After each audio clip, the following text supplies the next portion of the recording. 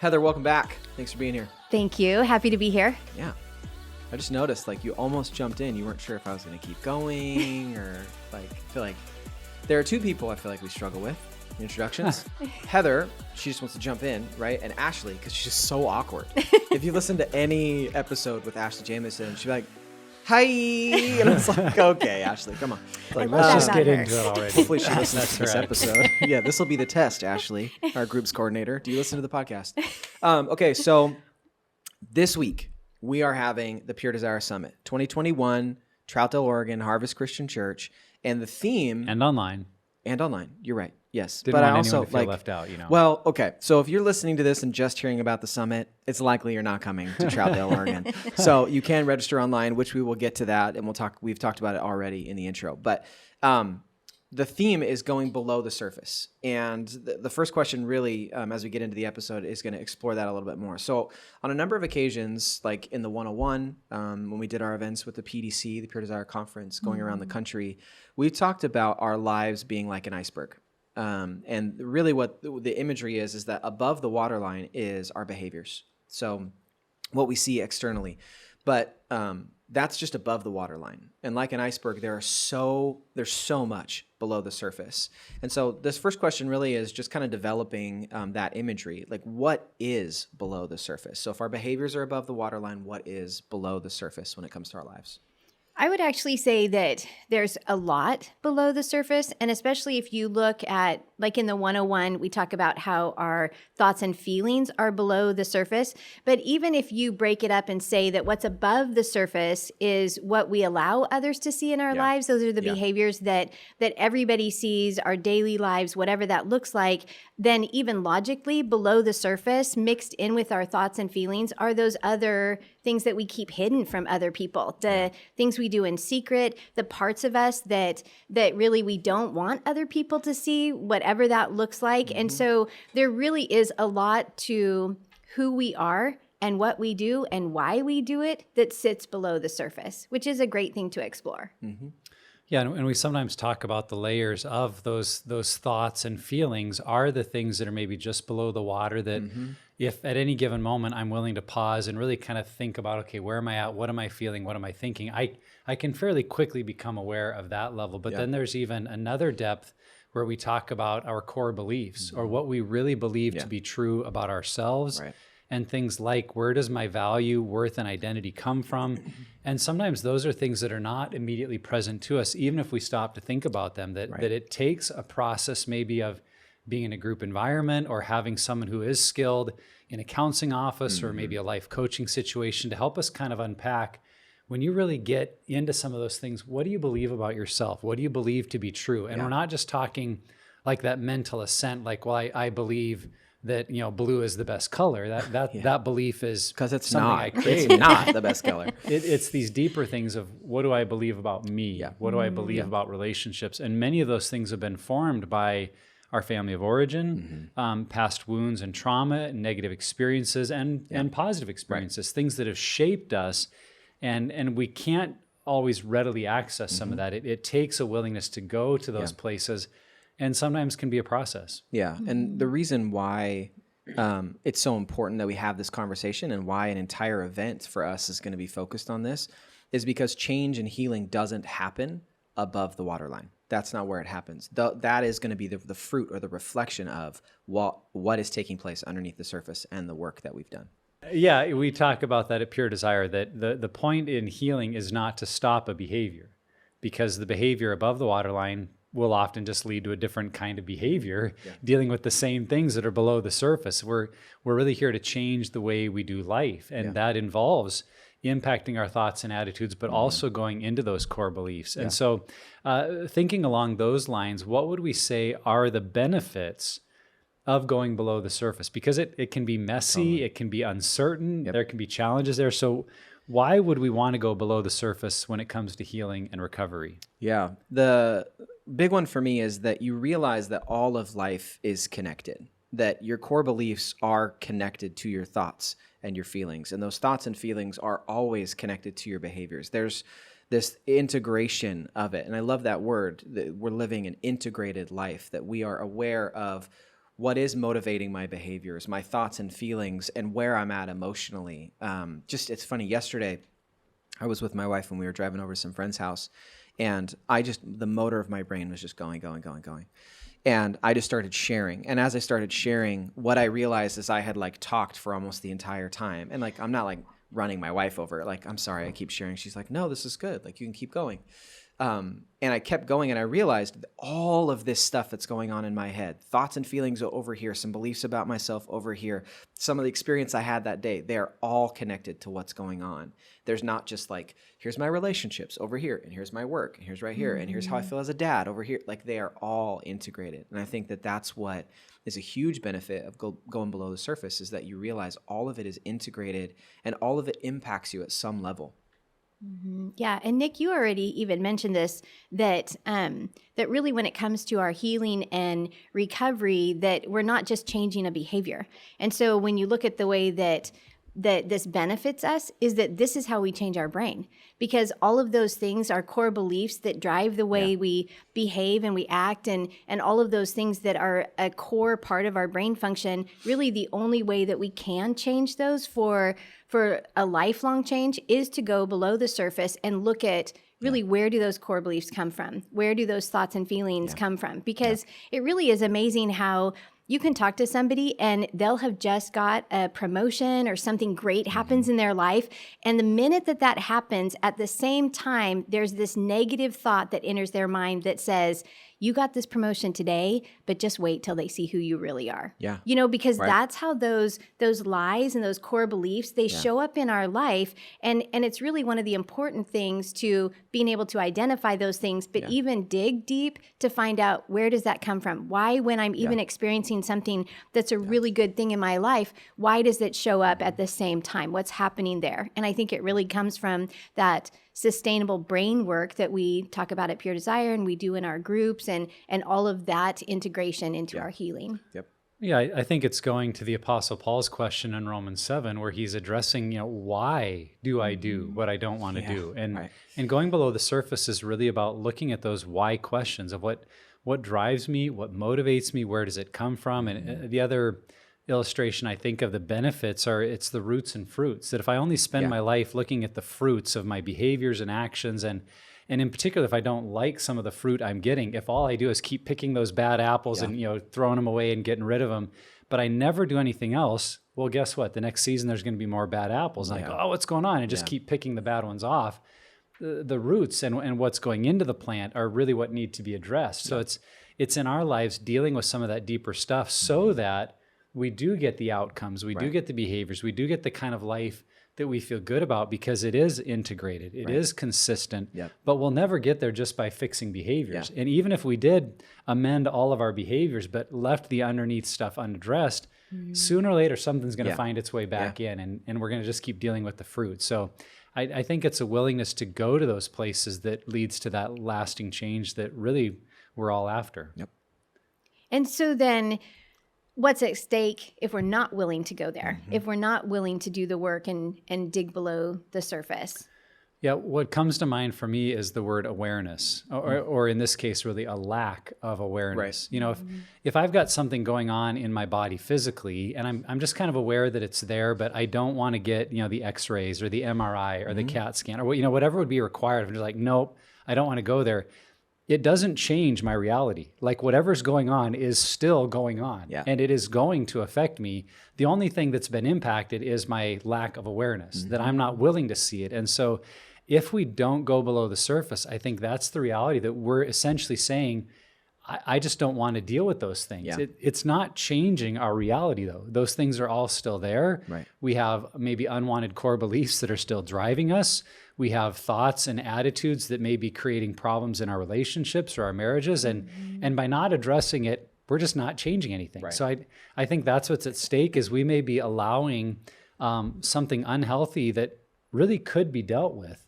We may be allowing it to stay there just because we don't want to go to that place. Yeah.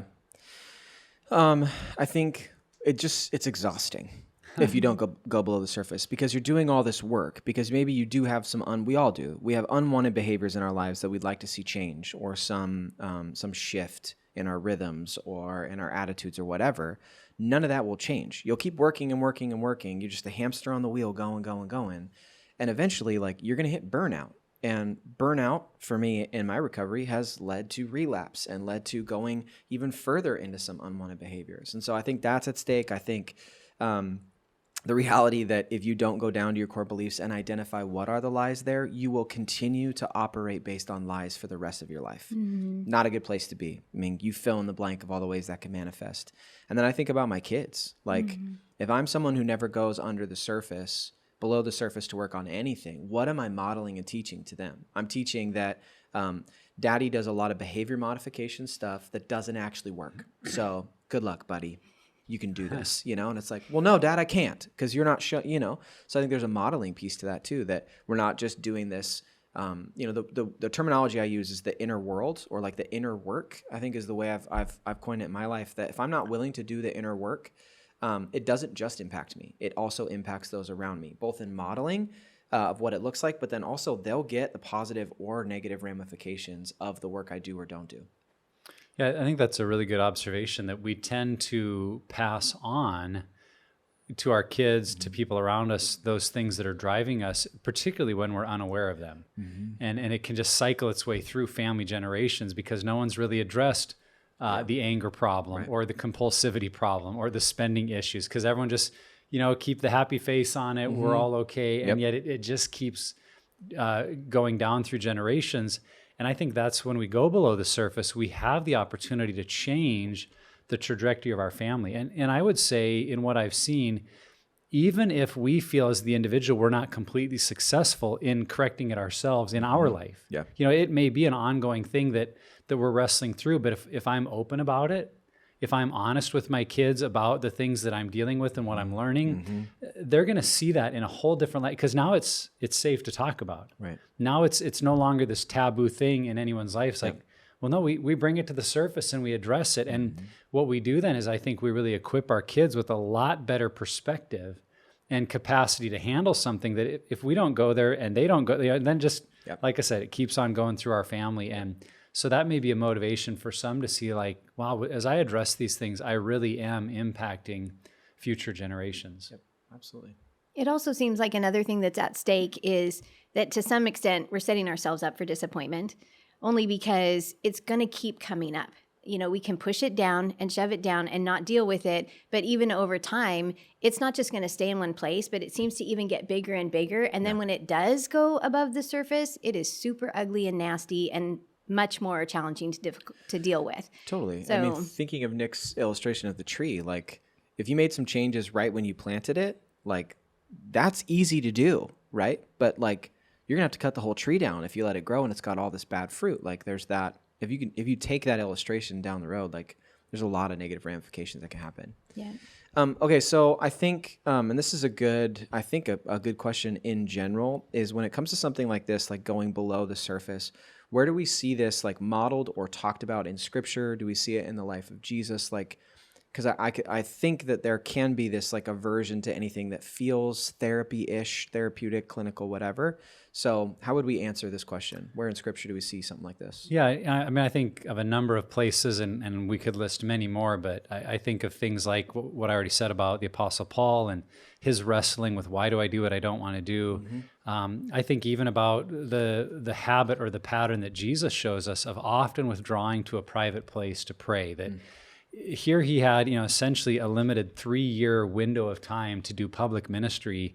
And I think a lot of us, especially, 3s and 7s and 8s on the Enneagram, would be like, man, we just got to go get it done. We got to make it happen. There's only so much time. And there's a death, a crucifixion coming up pretty soon. I got to go do it. Yeah.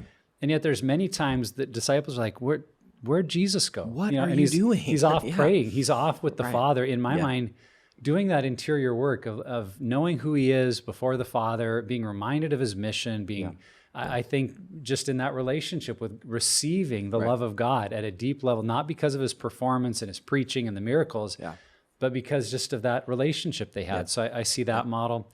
I mean, I think the psalmist David gives us many places throughout those songs of his where he's talking about, search me and try me, Lord. See if there be anything in me that is offensive to you. Lead me in an everlasting way. that he's saying, know my heart and bring it to my attention so that I can confess it, renounce it, repent of it, and walk in a different way. And so many of those Psalms just, I think, give us a great pattern that we could even pray as we're trying to go below the surface. Like, we could just pray what David did and then kind of listen and become aware of what God might bring to mind. I also think we see many perhaps negative examples of what happens when someone doesn't do below the surface kind of interior work. One of those for me has always been Gideon in the Old Testament, who was, raised up to be a judge over Israel, did, really some incredible things for the country. But at the beginning of his story, we see him protesting God's call in his life because he says, who am I and my family? I'm the least of my family. We're the least of the tribes. He's very resistant to God's call because what I think you see there is a mindset of not being enough or not being sufficient. And what is often forgotten in Gideon's life is at the end, he really, in a very inappropriate or sinful way, steps into the role as being a priest and making an ephod for himself and having the Israelites essentially worship he and his family, which I see as being kind of this great reversal of, I'm finally somebody.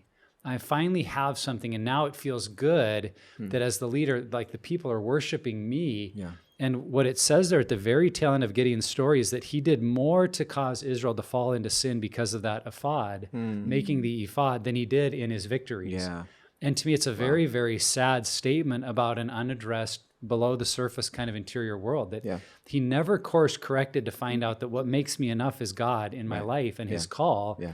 And then he wouldn't have needed that at the end. So I think that's just one of many examples we could actually find where in some of those stories, the characters did not do their interior work, and it really ended up causing harm not only to them, but to a lot of people around them. Yeah. This is one of the things that I really love about our curriculum at Pure Desire, our group curriculum, because it really helps people walk through this process of being able to, it's not like your first group meeting that we're going to say, share all your deep, dark secrets, but it just is through that process of learning more about yourself and about your trauma and about how you've been wounded and also how you connect to other people and how you behave in relationships. And I think all of that change and awareness comes from when we're willing to go below the surface and look at what's there and look at why it's there. Yeah. I think it's important. I think we'd be, I think people would be sad if we didn't bring up David, because Dr. Ted talks about him so often in the material, that idea of being wounded as a child and how he's seeing that manifesting. You talk about him being a great explorer of his inner world and also having baggage that comes with some negative core beliefs. The thought for me on this one is, and I'm not saying that these writings, this is the only or the primary meaning, but I've also paid attention over the years when Paul's writing his letters that primarily it starts with identity in Christ and who you are, and then moves into what is the outflow of that. And I think that is evidence that it's important to understand who you are at your core belief level, all the way down to the core, to the bottom, if you will, of the ocean, the water, whatever is your life. And so I think that even in the way, because I've learned this, it's not just what is said in the Bible that is incredible and inspired. It's also the actual organization of it that is also beautiful and meaningful. So, yeah, that's my nerdy section. You got a lot. I really appreciate the Gideon stuff too. That's good. It's very profound. Yeah. Well, and some of those stories we kind of gloss over the end because we don't like that. Right. Oh, they didn't end real well. But let's just focus on the victories and the miracles. And, I think ending well in life is about knowing who I am and not needing to continually prove myself to others or win the battles to feel like I'm a somebody. So it's hopefully motivation for everyone to look at and go, if I want to finish well, going below the surface is part of it. So along those lines, really practically speaking, what does it look like to go below the surface? It's probably a concept a lot of listeners are like, yep, let's do more of that. So how could we begin to identify some of those below the surface thoughts and feelings and then practically start to address them? Snorkel, flippers. Just kidding. Okay, go ahead. I'm super excited about this because this is the topic of my breakout session for the summit where we're going to really look at not only where do those core beliefs, where do they develop, how do they develop, but even just giving people practical tools to be able to go through a process to dig deep. And so I'm just going to use this example because it just happened recently that I was listening to a podcast that was about about eating disorders. And at one point, the doctor who was the expert on it was saying that people who struggle with anorexia, that they tend to be anxious and fearful. And because I have that in my history, that's one of my things that I struggle with. And so the more I thought about that, even initially I was like, I'm not anxious and fearful. Shut up, doctor. Exactly. What do you know? That doesn't describe me. Yeah. But then when I could, just think about it and even just mull over those words, what does that mean? Yeah. Then I could look at that and say, I don't want those labels because that makes me feel weak. Because that, if you look at that, that's a weakness. Yeah. And then even after mulling over it a little bit more, I started to realize that, okay, I can see times in my life where this has been true, that even if it's based on circumstance or something that I'm going through, that there's times when I've been anxious and fearful. And so, but what does that mean? And so even to the point where a few days later, I'm thinking, it might benefit me to have a chat with my mom and see if she would describe me as that when I was a child, because there are things that I don't remember or that wasn't part of my worldview when I was a child. And so a lot of times it's that type of process. It's not that you're going to have this revelation about who you are or what's part of your identity or what's even part of your core belief. And you're going to say, oh, yeah, that totally makes sense. Because initially we might not like what we see. Yeah. We might not like what's happening below the surface. But the more that we can evaluate it and walk through this process and even get to a point where we can say, okay, Lord, did you make me anxious and fearful? Because Scripture says that fear doesn't come from the Lord. Yeah. So then where does this come from? And even being able to dissect that process is so healthy because it's not going to happen overnight. It's going to be a process. And for me, sometimes because my rational brain wants to say, this doesn't make sense. This doesn't fit with who I am today. Let's just throw this out. Right. But then I'd be really doing myself a disservice to not kind of dig into that and go a little bit below the surface and be able to look at where that comes from. Because if I don't do it today, I'm pretty sure it's going to pop up somewhere else. Yeah. Yeah. Yeah. Along the lines of this question, I was thinking about the church where I pastored in Washington State. Right behind it, we had a little hill, a small valley that had a small creek in the bottom. And when I mean small, I mean like 30 feet down to the creek, 30 feet up the other side. You could have thrown a rock across it easily. I mean, there was houses on the other side. So don't throw rocks. Right. Okay. But I'm trying to give people a picture. It's not like this massive valley. But it was the kind of thing that I drove in and parked by it for 10 years and never really thought about it, paid any attention, looked at it. But one day we had a young gal visit our church to come and see our counselor that we had on staff. And as she got out of her car, I don't know if she was just, in kind of a crisis and wasn't thinking straight, or if she put it in neutral and forgot to set the parking brake. But as she got out of the car, her car started to roll away. And it went over the curb and down into that valley. Oh, wow. And on that day, I really noticed the valley because we heard her scream, we heard the car, there was a loud crash. We had to go out there with her, console her and call the tow company, and they come and, get a long winch and go down in there with a couple of guys. I mean, it was like that day I paid a lot of attention. Totally. And I remember kind of reflecting on it going, I spent more time looking at that valley today than I had in the last 10 years. Right. And there were a couple, principles about that I think apply to going deeper. Like, one, on that day we stopped and we paused. We took time. And I think going deeper takes time. You've got to be willing to step away maybe from your day or your routine and create some space to process, to think. The second thing that happened that day is we really noticed. I mean, I noticed a lot about the stream and the size of it and the kind of trees that were down there and because we were just standing there looking. And I think that's part of going deeper too, is to notice what are the thoughts and feelings that come up? What are the beliefs that I tend to hear a lot? Where are they? It's that willingness to notice them. And then the third part of the story that I think is applicable, it required other people's help. That car was not going to come out of that little valley without the tow company. And in some ways, there are parts of our inner world, deeper, going deeper, that are so familiar to us that we're not going to be able to fully get into them without some other people that can kind of reflect that process with us, are doing similar work, because then we know it like, I never thought about that in my own story.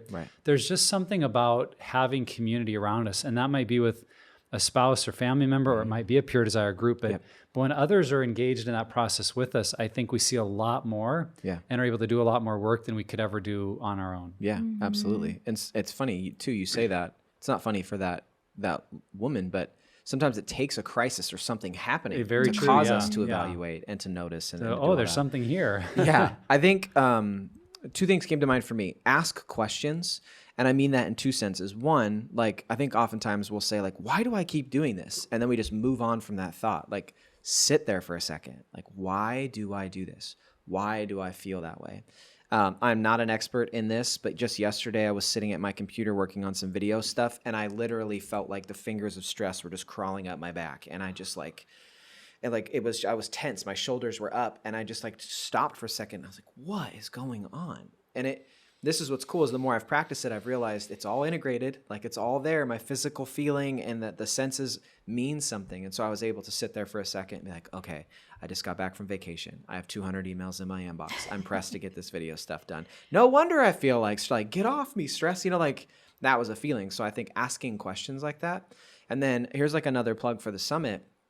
Jenna Riemersma is going to come and talk about internal family systems and that therapy model, which you compassionately ask questions about behaviors and feelings and thoughts to try to understand it. When we did that great episode with her of the different parts of me, which we'll put in the show notes, I was dealing with anger at the time, and I started to look at my anger not as something that was this terrible, awful thing that I should avoid and never think about, but actually something I should poke holes in and ask questions and try to evaluate what is going on. Why do you keep showing up? What are you trying to help me with? Those kind of things.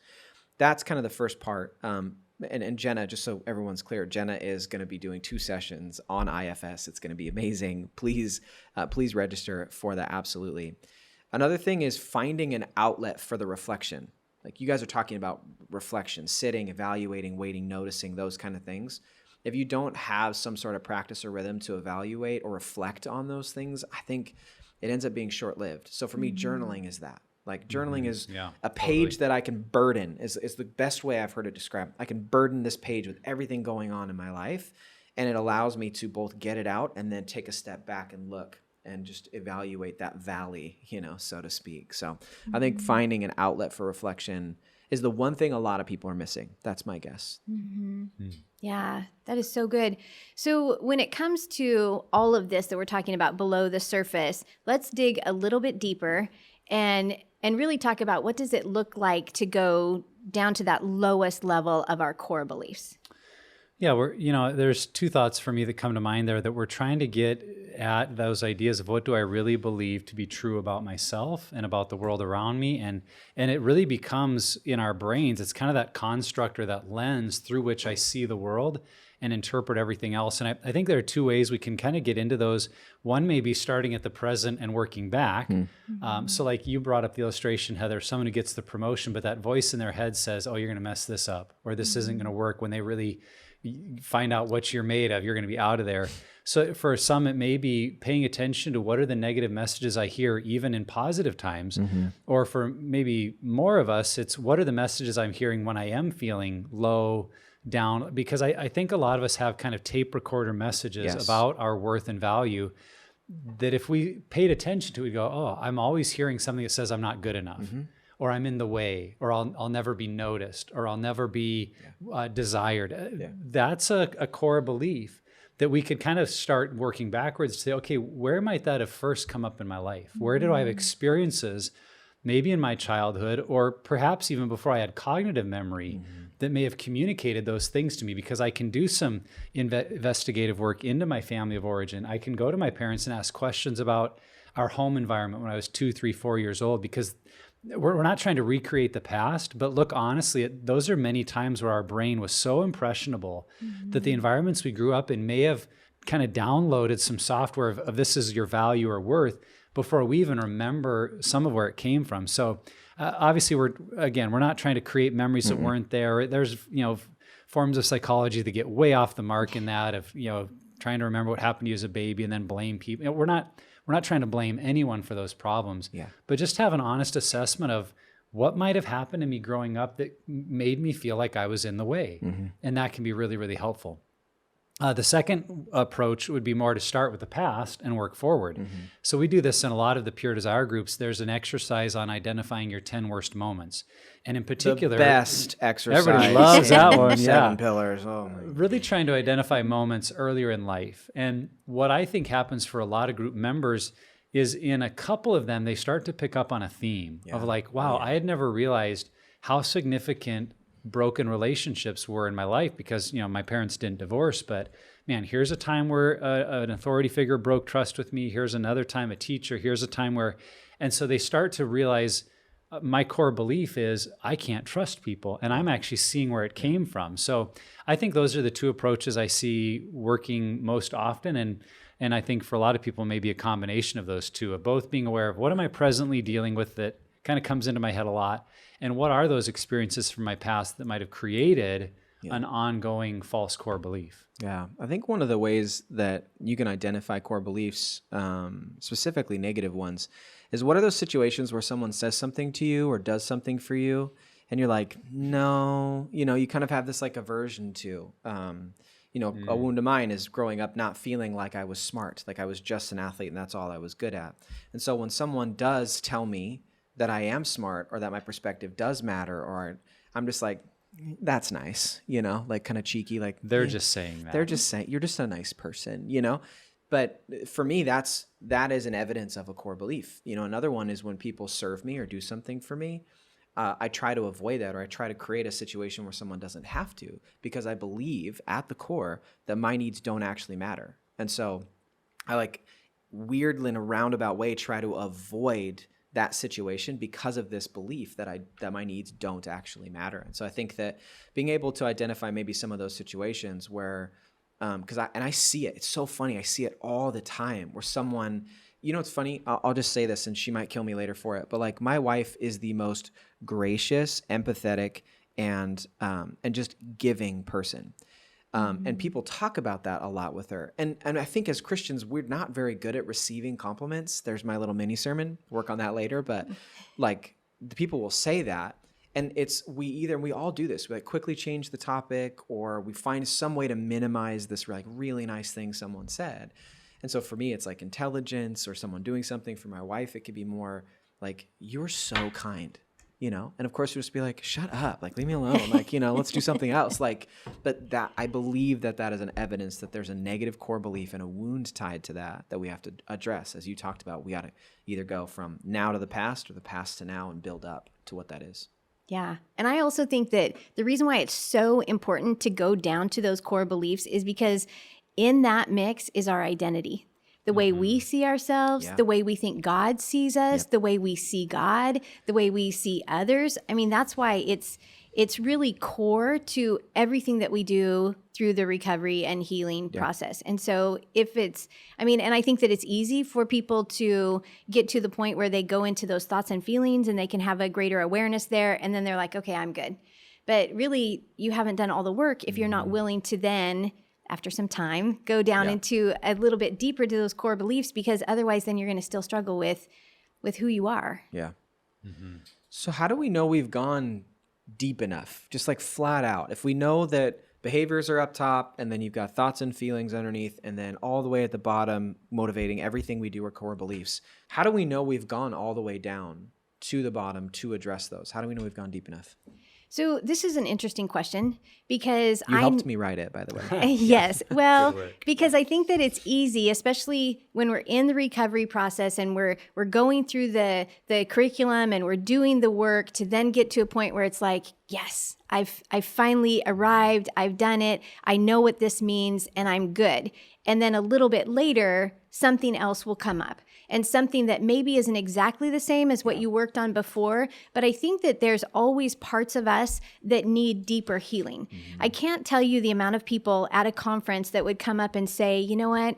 I have no memory from before the age of 12. Right. It's a common thing in this arena. And I think that sometimes that's because our brain is protecting us because it's trying to help us survive whatever our life is throwing at us, that it really has closed off these parts of our brain that we have no awareness of. But then as we get healing, And when we're ready, God's going to say, okay, I think you're ready for this. And it's going to reveal something new to us. And so I don't know if we actually ever get to the bottom of it. I think that as we continue to grow in all those areas of our life, in mental health and emotional health and spiritually and all of the above, that the more we grow, the more the Lord is going to reveal these areas of our woundedness and really that are attached to that core part of us. And so that would be my answer, is that we don't ever get done. It just is that the healthier that we get, the more willing we are to go there, and the more aware we are of when something catches our attention about ourselves and causes us really to say, okay, maybe this needs a little more evaluation. Yeah, I totally agree that it's a process and it's ongoing, and it may be a lifelong journey that we're on. And that's not to say we will always, battle some deep, dark core belief. I think there definitely will be growth along the way. There will be progress, but there's just so much depth to who we are. And I think part of it is the gift that God wants to invite us into, of helping us learn ever more who we are in Christ, and that is enough, that supersedes the negative core messages of our past. So that in a positive way can be something we keep learning and exploring and growing in. At the same time, I would encourage, like, asking the question, am I moving in the right direction, might be good. And what I think of is when you experience some strong negative emotions or have those messages come into your mind about, oh, you're such a, you're so worthless. Am I able to pause and think about, oh yeah, this is one of those old core messages I'm tempted to believe. I can recognize where it's come from, and I've learned some strategies to deal with it, that I don't just have to dwell in it for several days before, or go back to an old behavior to cope with it. I'm actually equipped now to deal with it better. I really see those as evidences of making progress, moving in that right direction. And still, yes, an ongoing process. But if you're beginning to see some of those awareness pieces and better tools to deal with it, I think you're really at a good place. Yeah, absolutely. So we've talked about this a little bit in going deeper, that there are definitely parts of it we have to be willing to do as individuals, but it's really not a solo mission. That involving other people can be really crucial. So who else should be involved in our exploration of below the surface kind of stuff? All of your exes. And, no, I'm just kidding. Oh, wow. That just got a lot harder. Curveball. No, I think that if you're married, your spouse, for sure. And I mean, assess the level of safety and intimacy that's maybe in your marriage. So, exercise some discernment and wisdom there. But at like best case, your spouse absolutely should be familiar with what's below the surface, because they are probably the person who can best and most often minister to you in those moments. If you have a good enough relationship with them, I would say your family can help you explore what's below the surface, because they were a part of both the positive experiences and the negative experiences that you have growing up that formed those core beliefs. That one can probably be really challenging on some levels. For me, I have a spirit of being very critical, and I believe that was birthed from my family of origin. But I can't, even as we were talking in this episode, I'm thinking about, like, how do I have that conversation? Just like sit my whole family down and be like, we're just a bunch of critical jerks. Here we go. You guys suck. No, like that's Fun not family dinner that night. Yeah, gosh, just so bad. And then the third one for me is your group or community or friends, like the people who know you best. I think what's really cool, and I've done this, our producer Justin, who's sitting right here, who's one of my best friends in the whole world, he just perked up now. He's listening. I can see it. But like, I will ask him questions about my experience and I'm pulling him underneath. I'm throwing him some goggles, and an oxygen pack, saying, hey, come down here with me for a second. Can you help me explore and figure it out? And he comes down with a flashlight, right? And he's just like, oh, there it is. Like, hopefully you're watching this, because that's probably fun for you. But I think that is a really cool way where you invite your group members or your friends who know you well, your community, the people who you trust and are intimate with, to help you explore, because they will be able to point things out that maybe you've glossed over before. They've got a fresh set of eyes coming down to it. So I think those are the three groups of people I think I would involve. Yeah, those are good. And I know that with the story that I shared earlier about that feedback of being anxious and fearful, I immediately went to my core people and I said, this is what this episode said. Do you see this in me? And one of my friends said, let me think about that. The other one was like, oh, yeah, I can totally see that, blah, blah, blah, blah, blah. Yeah. And I'm Was that Ashley? Really? That sounds like Ashley. No, but it was just this idea that they have a different lens than I have. Yep. Then they see Right. even everything that they know about me, they see that different and can say, oh, yeah, I can see this when you've done this. That's what that looks like. Or when you've done this, that's what that looks like, which is great for me because then it gives me the opportunity to look at that with a different lens, with a new lens, and get a new perspective about that. So I think that your safe people, like you said, are super important. And then even, sharing with my husband that same day, and he had some other things to say about it that gave me another new pair of lens. So that's I missed awesome. one. Can you get it? Do you know which one I missed? I missed a big one. Well, I'll share my answer, then you can jump back in. I think the groups of people you guys are sharing about, to me, what is needed, and they could be family, spouses, friends, group members, it's people who are on the same journey is what we need. Those that can relate, those that are walking that same path, because we will hear things in their story that we aren't seeing. And that sense of not being alone. I mean, I think about like the betrayed spouses groups that we offer through Pure Desire, and the ways that for so many women, and in a smaller degree men as well, we just don't have as many of those groups, but so many women have said, I thought I was the only one. I thought it was my problem. I thought I wasn't good enough. But when I heard, and then they'll say, this group member share, I realized I saw my story differently. And so I think when we've got other people headed in the same direction that are doing their work as well, and I would emphasize that, like not just people that are going to wallow in the misery with you. You can go to any bar in the world and find that. No, I mean people that they're actually trying to deal with their stuff too and grow and change. You'll just hear things from them that will help you in your story. And so I think that's what's needed. So if your issue is pornography, find people that are working hard to recover from pornography. If it's betrayal, find that. If it's eating issues, find that group. If it's abuse issues, like find people that are walking that road, because it'll make such a difference in your ability to go to those places that maybe you just haven't had the tools to before. Yeah. The one I missed is really obvious, I think. Is it Jesus? It is. It is. It is. It absolutely is the Lord. I know. It's funny, but like, as I'm even saying this, I'm like, how quickly I go to my wife or my friends or my journal or whatever, but don't actually take it to the Lord. Because I know for me, I struggle with inviting the Lord into those messy parts.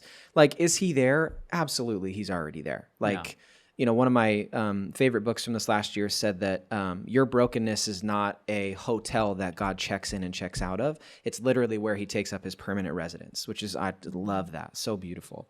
But I need to lean into that. Like I need to invite him in and say, where am I acting out of this belief that's not true? Help me, Lord. And the Holy Spirit is really, really powerful. It can do amazing things. But there's this weird dynamic between, God's will and my free will and how they interact and play. But like, God does want to be invited in to your life, to below the surface, to help you explore. And he is the best at it. And so even in my answer, I was so quick to just like, oh, yeah. Like, God, totally. But I think it's important to circle back. Like, he should be first and foremost in that. So then is it ever possible for someone to go so deep into those core beliefs that they get stuck? That's a really good question. As I think about it, I don't think it's a problem with going too deep, because I think there's no depth where the Holy Spirit doesn't meet us. And I mean, we talk about, nor height, nor depth, nor anything in all creation can separate us from God's love. Like any depth you go to, God's Spirit is there. And I believe he'll bring people along that are willing to go there with us. Yeah. But there are definitely places we can get stuck. And I would go back to the medical analogy. Like if I do go face whatever I've been feeling and get the MRI or CAT scan and I get a report back about cancer, I can get stuck in, looking at the results and looking at the scanned images and studying what cancer is and researching the problem and where does it come from. And if that's all I do, I'm really stuck in my diagnosis, and that's not healthy. No. If I never turn the page and say to the doctor, like, okay, what are the solutions? What can we do? What are the remedies? What approaches can I take for health? What procedures can be done? Like that turn, and it's so obvious in medical things. It's like, well, of course, who would want to be stuck in the cancer?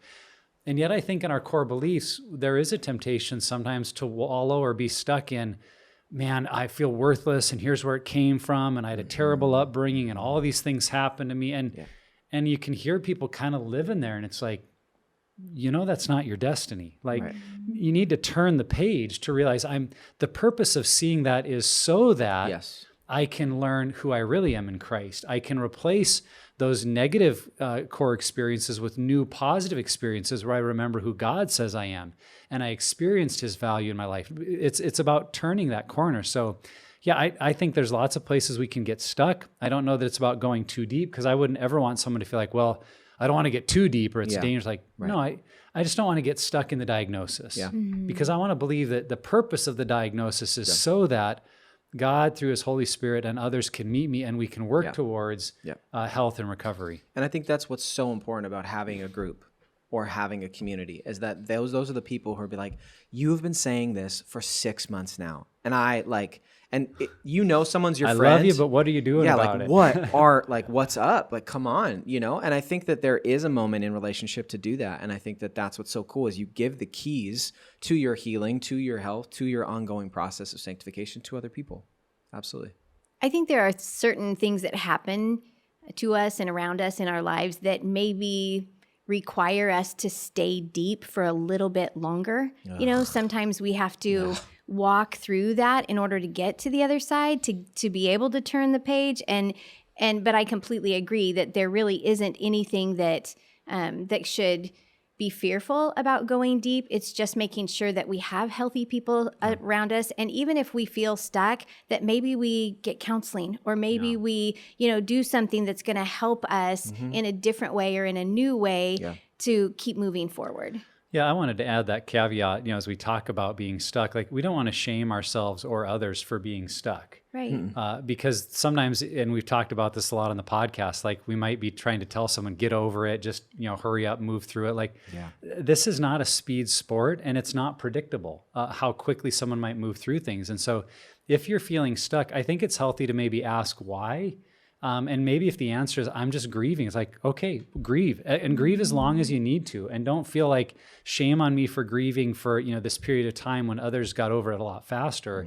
But maybe you do realize, well, I think I'm stuck because I'm not inviting others in, or I'm not working on my self-care, or I'm not, so you might be able to see some things you could work on, but that you'll probably never get to the health of that question if you're beating yourself up for being stuck. So I just wanted to make sure in our answers to this, someone doesn't take away like, okay, if I'm stuck, shame on me, because that's not what we're saying. No. We are saying we can get stuck if we don't look at the solution. But if you're feeling stuck, like Heather said, invite others in and maybe analyze, why am I stuck here? And for a time, that might just be where you're at. But believe that's not your destiny. That's not where you're intended to stay forever. And there will be a tomorrow. There will be a next step where your life will look different. Yeah, that's a good word. All right, so plug of all plugs right here, okay? How will this week's summit, we've talked a little bit about your session and some of Jenna's sessions as well. How is this week's summit going to help us go below the surface? Well, because we've told all the speakers that's the theme. And that was a very practical response. All joking aside, these are really high caliber people, whether we're talking Jenna or our staff, that are really thinking through, what does this look like in my life? What does this look like in parenting or in groups or in my personal walk? And they're really going to bring, I think, their stories. They're going to bring their experience and expertise. And I just love sitting under people that have done work like that. And that's not to say any of us are perfect that are presenting, but there's some processing. And I think just being around this kind of environment, it's like my daughter, I just thought of the story. Last week, she was at a really kind of high level running camp. And when we picked her up and we were driving home, one of the things she said was, I think my favorite part was just being around people who think and talk like I do. Cool. Aww. That they That's so cool. They get excited about races, and they talk about shoe brands, and they look at, the kind of running shorts. And because she'll bring that up in her circle of friends at her high school. And a lot of her friends are like, ugh, all Alyssa Nike is better than Brooks. What are you talking about? Or they just say, well, all Alyssa talks about is running. And in this environment, it was like, because we all loved running. That's and so they couldn't stop talking about it. So cool. I think that's what the conference, the summit is like, is being around an environment where going below the surface is something we all look at and go, this is so good for us. It's so healthy. There's so much redeeming work that can come of this, that it'll just be an environment that really spurs and motivates all of us towards the next step in our journey. Yeah. I'm super excited about all of the sessions, the main sessions, as well as like the breakout sessions that are going to, like you mentioned a couple of them, but go below the surface in your marriage or go below the surface in our emotions. And I just think that it's going to be super fun. And like you said, it's going to be all the people who we love Pure Desire. Yeah. We love what Pure Desire is about. And this just gives us all an opportunity to really dig a little bit deeper into our healing. Yeah. Yeah, I mean, another great reason, me and Jen Howie are going to be hosting and emceeing the whole thing. It's going to be a riot. It's going to be amazing. But yeah, Ben Bennett speaking, Keith Jenkins, Jenna Remersma, Nick and Ashley also have some other general sessions. You already talked about it, parenting, emotional health, marriage. We are covering the gambit with it, and it's going to be really, really fun and meaningful. And that's what we want. We want it to be a good experience and to be profitable for you as well. So if you can't tell, this whole episode is to encourage you to register for this week's Pure Desire Summit. Go to puredesire.org/summit. You can register. And again, if you're local, you can register for in-person, do it. If you're not local in the Oregon area, it might be a little bit late, but we do have virtual options. You will have access to the entire live stream of it and be able to see all of the breakouts as well. So please go register to that. Guys, thank you for the conversation. This is meaningful. This isn't just something that's about an event. This is a topic that we all need in our healing and recovery and our process of growth. So thanks for your time. Yeah, this was fun. Good stuff. Thanks. And wherever you're at on your journey, Pure Desire is here to help create a roadmap for your healing. If you or someone you know is impacted by sexual brokenness or betrayal trauma, go to puredesire.org and let's start the healing journey today. Don't forget to subscribe to the podcast. Each week we put out new content to help you on the road to freedom from the effects of sexual brokenness and betrayal trauma. And lastly, never stop being healthy.